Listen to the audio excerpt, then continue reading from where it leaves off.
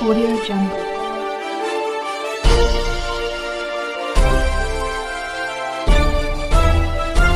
Audio Jungle.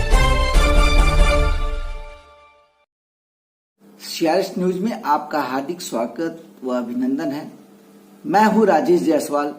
CRS news आपके जिलों की हर खबर पर रखता है अपनी नजर। आइए चलते हैं आज की खास खबर की ओर।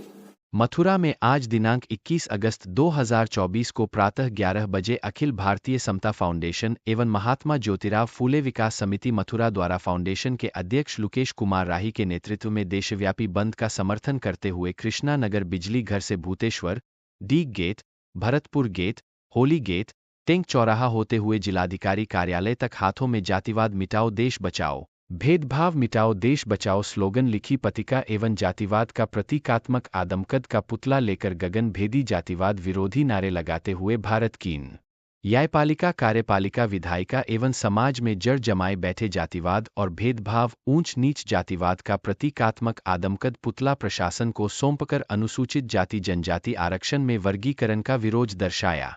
इस मौके पर अपने संबोधन में रमेश सैनी, प्रेम सिंह विमल ने संयुक्त रूप से सुप्रीम कोर्ट के निर्णय को जातीय पूर्वाग्रह की मानसिकता से ओतप्रोत बताकर आलोचना की, साथ ही भारत से जातिवाद मिटाने की अपील की। इस मौके पर संजय बीडीसी कुमारी राखी ने कहा भारत को बचाना है तो भेदभाव मिटाने अपील की। इस मौके पर लुकेश कुमार राही ने कहा कि एसी/एसटी आरक्षण में वर्गीकरण बिना ठोस आंकड़ों के संविधान की मूल भावना के खिलाफ है, जो किसी कीमत पर मंजूर नहीं है। आरक्षण में वर्गीकरण हमारी लाश पर होगा।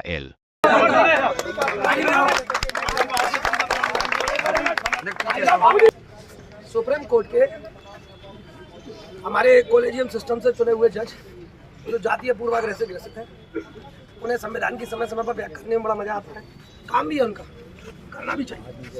लेकिन सुप्रीम कोर्ट के उस डायरेक्शन का 1 तारीख को जो आया है कि रिजर्वेशन में मुझे वो वर्गीकरण, हम उस वर्गीकरण का अगर वो वर्गीकरण होगा तो कम से कम हमारी लाश पर होगा, हमारी लाश पर होगा।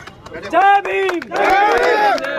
सुनो। अगर सरकार तो भैया जनगणना नहीं करा पा रही, भारत की सरकार जनगणना नहीं करा पा रही, योजनाएं कैसे लागू होंगी? ये तो सरकार पुलिस विरोधी भी है, कर्मचारी विरोधी भी है, बेरोजगारी विरोधी है, बेरोजगारियों के समर्थक में बेरोजगारी बढ़ा रही है।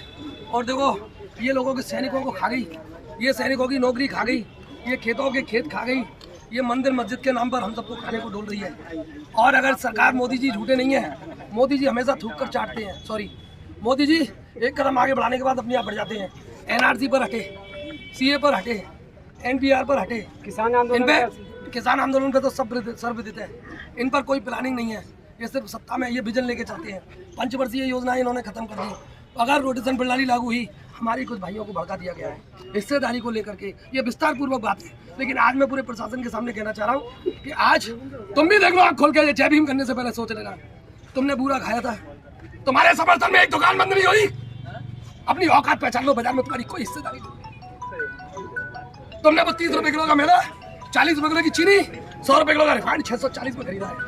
तुम्हारी लड़ाई में कोई शामिल नहीं है, तुम्हारी लड़ाई में कोई शामिल नहीं है। आँख खोल लो, ये जय भीम करने से कुछ नहीं होगा।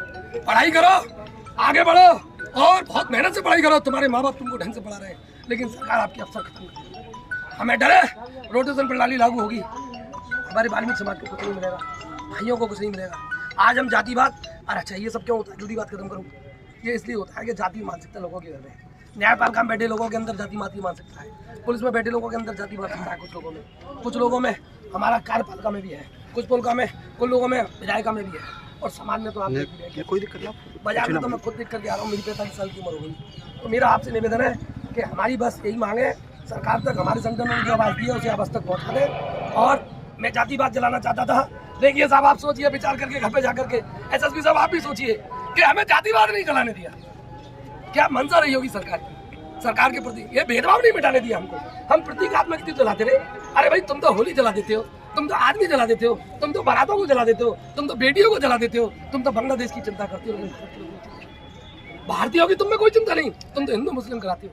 हमारा आपसे निवेदन है, हमारी रक्षा करें, हमारी बात पहुँचाएं। मैं सभी साथियों का आभार व्यक्त करता हूँ, मुझसे गलती क्योंकि मैं थोड़ा अनुशासन करने के लिए मैं थोड़ा टाइट बोल गया, जिसे गुस्से में बोल गया, मैं उसके लिए क्षमा चाहता हूँ और प्रशासन के लिए आभार। हम लोगों को सुना सुप्रीम कोर्ट में जो कॉलेजियम सिस्टम से चुने हुए जातिवादी मानसिकता के जो जज बैठे हुए हैं, उन्होंने भारत के संविधान की आत्मा पर वार किया है और भारत की 9वीं सूची में हम चाहते हैं कि जिस तरीके से वर्गीकरण की इन्होंने बात की है वो तर्कहीन है। क्योंकि तर्कहीन क्यों है? क्योंकि सेंटर में जो सरकार बैठी हुई है वो आंकड़ों के आधार पर तो हो सकता है, लेकिन आंकड़ों के बिना कुछ नहीं हो सकता। लेकिन मोदी सरकार तो जातीय जनगणना नहीं करा पाई अभी तक। मोदी सरकार तो भारत 10 साल में होने वाली अपनी भारत की जनगणना नहीं करा पाई। पिछले 5 साल से मोदी जी 140 करोड़ चिल्ला रहे। तो जब ठोस आंकड़े नहीं होंगे, जब भारत में ठोस आंकड़े नहीं होंगे तो कोई भी योजना व्यावहारिक रूप से लागू नहीं होगी। हम इस वर्गीकरण के खिलाफ हैं।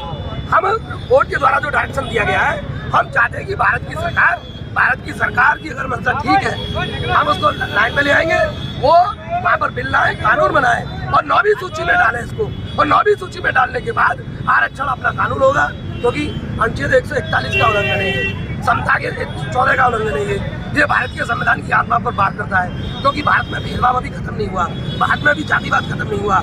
आज हमारा कार्यक्रम पुतला दहन का था, लेकिन प्रशासन के कहने पर हमने पुतला, देखिए कैसा देश है, हम पुतला जातिवाद का पुतला नहीं जला सकते, हम लोग भेदभाव का पुतला नहीं जला सकते, लेकिन शांति व्यवस्था के लिए हम सब कर रहे हैं। आज हमारा प्रतीकात्मक ये पुतले को लेकर के हम आपके सामने बात रख रहे हैं। हम किसी भी आरक्षण के बंटवारे के खिलाफ है और वो हमारी लाश पर होगा, क्योंकि हम मार तो सकते नहीं, मर सकते हैं। जय भीम, जय भारत।